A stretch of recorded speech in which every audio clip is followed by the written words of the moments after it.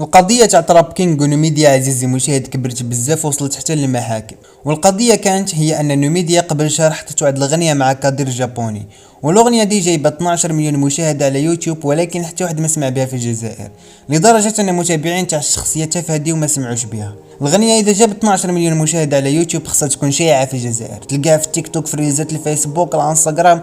شوفوا معايا غير الاغنيه دي تاع تراب كينغ مازالني كيف شاعت في السوشيال ميديا. وثاني الاغنيه تاع الداكس والشعب اثنين كيف شاعت حتى هي، ولكن ما جابتش 12 مليون مشاهده في شهر واحد. ونزيدكم نشوفوا معايا تاع يوبي تاع ماريجيني اللي كامل كنا نشوفوها شائعه في السوشيال ميديا، ولكن ما جابتش 12 مليون مشاهده في شهر واحد. فهنا كاين سر كيف جابت الاغنيه دي 12 مليون مشاهده في يوتيوب وحتى واحد ما سمع بها في الجزائر. فهنا خرج تراب كينغ وبدا يوضح كيف شاعت. شوفوا معايا الفيديو. السلام عليكم خوتي، ان شاء الله تكونوا بخير. فيما يخص ستوري اللي درتو له البارح الناس اللي يشريو لي فيو الاغنيه هذيك تاع كادر مع نوميديا، شفت بلي نوميديا في ستوري كملت في الكذبه تاعها. دونك سي بور صح نريبوندي، ماشي باسكو نكرهك ولا ما عندي حتى حاجه معاك. وكي نكشف الكذبه تاعك ماشي نحب نطيح بك، نحب نور الراي العام، نور البيبليك باش العباد اللي يحبوا يضخموا الذات تاعهم كيما نتوما يعرفوهم. فيما يخص طوندونس، كي تكون شان يوتيوب تاعك دير 100K باينه بلي ما تخش للطوندونس، ما تشري لها 2 مليون. بصح كي تكون دير 800K في 4 جور سي ان شيفر انورم ولا باس به، ويدخلك للطوندونس برومي. نتوما هذيك 800K دخلتكم للطوندونس وشريتو لها 2 مليون. دونك تقدر تشري لي فيو تدخل للطوندونس الا كانت شان يوتيوب تاعك دخلك للطوندونس ب 800K. هذه هي. وتراب كينغ قال في الفيديو ان المشاهدات اللي جاو على الاغنيه ديك كانوا مشريين، لانه مستحيل اغنيه تجيب 12 مليون مشاهده في شهر واحد وما تكونش شائعه في الجزائر. فيما يخص ستوري الدوزيام اللي دارتها، قالت لكم باللي الفيديو تاع لا بروموسيون دار لي 5 ملايين فيو، 5 ملايين ولا 6 ملايين فيو. 6 ملايين في الانستغرام. لازم تقولي للبيبليك بلي 1 فيو في الانستغرام البنادم غير يشوف 2 سكوند تطلع 1 فيو في الانستغرام والتيك توك، ساهل 1 مليون تما. بصح في اليوتيوب لازم يشوف البنادم 40 سكوند من الفيديو باش تطلع 1 فيو. سي بور سا لي فيو تاع اليوتيوب كريديبل على لي فيو تاع انستغرام وتاع تيك توك. تيك توك اي واحد يبان تما باسكو يشوفوا 2 سكوند من الفيديو تاعك بلا ما يكملوها تطلع 1 فيو. دونك هذا ما كان. وكيف ما شفتوا خرج تراب كينغ في فيديو هادئ وبدا يوضح وينور المشاهدين بالعقل، وما قال لا كلمات جارحين لا والو، وثاني ما كانش يحرض، بمعنى انه ما قالش للمتابعين روحوا قولوا لها لديك تافهه بلي واش درتي ولا حاجه هكا. فهنا نشوفوا نوميديا ترد على تراب كينغ بالفيديو ده. خلونا نشوفوا الفيديو من بعد عاد نعطوا ردة فعلنا. بركه ما تخلوا حتى واحد يتعدى عليكم ولا il vous manque de respect. سمحوا لي على القطعه ولكن خصني نقول الكلام ده. دو الناس راهم حاسبين انهم كي راهم يهضروا فرنسي راهم متقدمين ولا حاجه كيما هاك، والمشكله انهم والدين في الجزائر، كابرين في الجزائر، وراهم في الجزائر ويهضروا بالفرنسي. سبحان الله. خلونا نكمل الفيديو. خلونا. النساء اللي راهم يسمعوا فيها لي فام سونسي، لي فام الجزائر، كاين انا في بلاد اللي تجيب فيها حقك، سورتو المراه. نو لاس بيرسون يتعدى عليك باللفظ ولا il te manque de respect ما كان ما فيهاش. اوكي بيبي دامو soyez forte et défendez-vous, soyez comme moi, ne laissez personne impuni, punissez-les.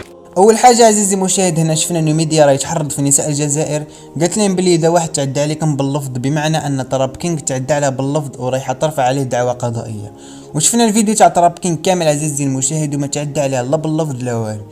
وقالت ثاني في الفيديو باللي رانا في بلاد اللي تاخذ فيها الحق. نعم عزيزي المشاهد، تاخذ فيها الحق سواء كنت راجل ولا امراه، ماشي غير المراه اللي راه تدي حقها في الجزائر.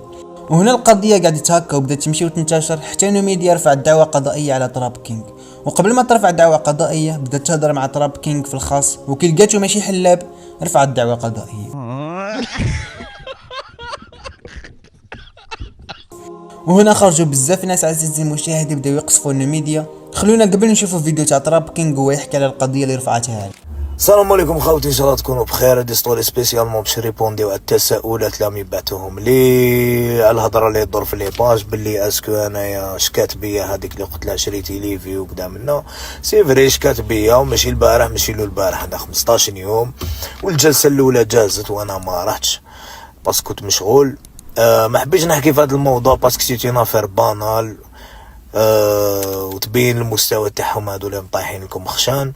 مي طونك هضروا في لي باج لازم نوروا الراي العام. شكات بيا والتهمه اللي وجهتها لي هي قلت لي معزه وشنو حاجه الملفته للانتباه؟ من تحت كتبوا لي تهمه معزه، ومن الفوق كتبوا لي باللي السب والشتم والتشهير وانتهاك الحرمه وجنحه.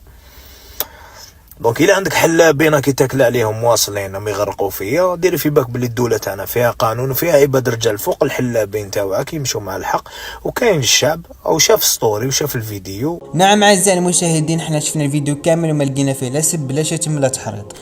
المهم خوتي، كما قلت لكم لافير هذه ما عندهاش زعما يومين ولا 3 ايام، راهي صافي 15 يوم من اللي لحقني التبليغ هذاك، والجلسه الاولى جازت. ما حبيتش نهضر في هذا الموضوع خاطر ما يستاهلش نحكيو عليه في لي ريزو، مي كي لحقت لي باج لازم نخرج نوركم باش ما يحكوا لكمش حاجه خلاف، باسكو هاد الناس عندهم لي باج يدعموهم، عندهم دي باج مخلصينهم يخدموا لصالحهم، لازم انا نحمي روحي بفيديو.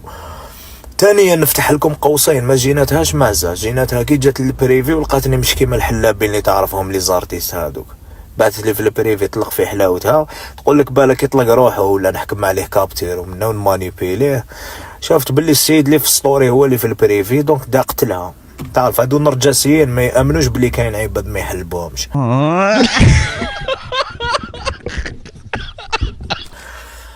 هذه هي. دونك كي دقتلها راح تحوس في الفيديو على كاش ديفو، لقات غير معزه حكمتني بها، عطيها الصحه بصحتك، السلام عليكم. الاغلبيه منهم هذا كيفاش يديروا، بمعنى ان مع لقاو روحهم خاسرين في لافير وكامل الناس ضدهم، هنا يجوا يهضروا معاك في الخاص ويبداو يوصلوك انك تسب وتشتمهم ولا تهددهم باه يدوا لقطه الشاشه ويديروها كدليل. فمع تهضر عزيزي المشاهد في كاش قضيه عرف كيف تهضر. وهنا عجبني طراب كينغ في الرد تاعو، رد هادئ وباحترام، ماشي كيما تاع ديك التافهه اللي بدات نتوما نساء الجزائر اي واحد يغلط معاك مشكو به والى اخره. هذا هو كان الفيديو تاع اليوم، والفيديو ده مش تحريض ولا تشجيع على العنف، مجرد تحليل ولا تقدر تقول ردة فعل على القضيه، وهكا اي واحد يفهم القضيه مليح. اذا وصلت حتى هنا معناها عجبك المقطع دير لايك شجعني به وشارك في القناه وفعل رمز التنبيهات باه يوصلوك الفيديوهات جديده. واذا عندك فكره مقطع اكتبها لي في التعليقات لتحت، ونشوفكم في المقطع الجاي ان شاء الله. ليتس جو.